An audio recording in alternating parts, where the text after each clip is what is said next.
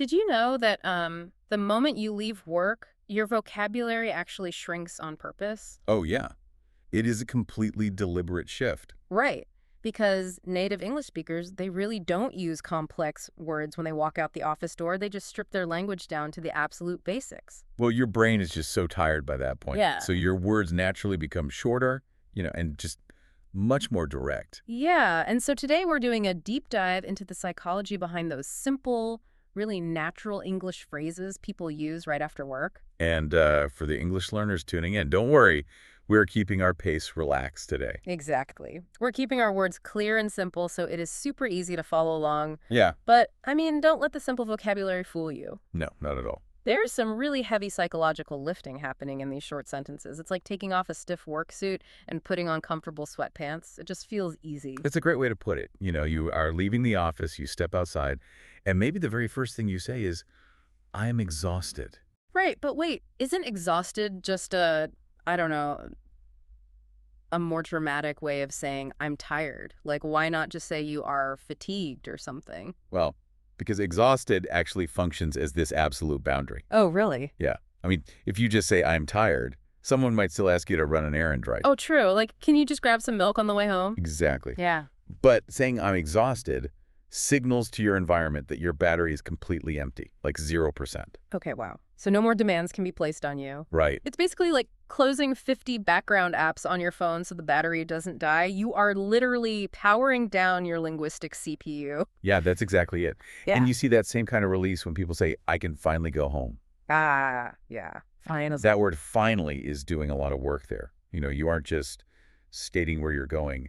Adding finally breaks the tension. Oh, I see. It physically releases the stress of the day. Right, because it acknowledges just how long you had to wait for this moment, like Oh. getting back to your bed or your sofa. But, powering down that mental CPU, it kind of triggers an immediate physical alarm bell, doesn't it? Oh, absolutely. Because by the time you survive the commute and you actually walk through your front door, your brain demands energy, which leads to the classic greeting of, what's for dinner? Or, I'm starving. Yes.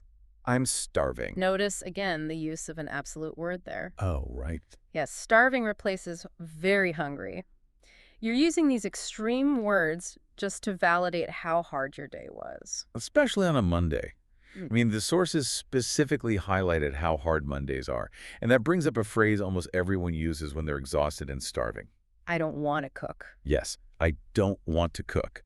But what fascinates me is how quickly that complaint just turns into an action plan. Totally. Like you say, I don't want to cook, and the immediate next sentence is always, let's order takeout. Well, it's just the easiest way to buy back your free time. Right. And once the food is ordered, you arrive at, like, the ultimate goal of the evening. You sit down and you declare, I'm doing nothing tonight. I love that phrase so much. But, it is a total lie, isn't it? Oh, completely. Because you're never actually doing nothing. You're eating, you're watching a screen, you're talking to someone. Exactly. Doing nothing is not a physical state. It's a psychological boundary. Oh, interesting. Yeah, you're drawing a hard line between your corporate identity and your personal identity. It just means you're doing nothing productive for anyone else. That makes a lot of sense.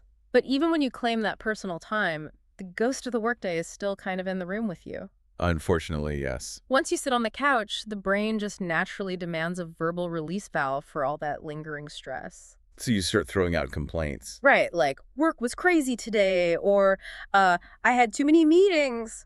And the most revealing phrase in this phase is definitely, I'm mentally tired.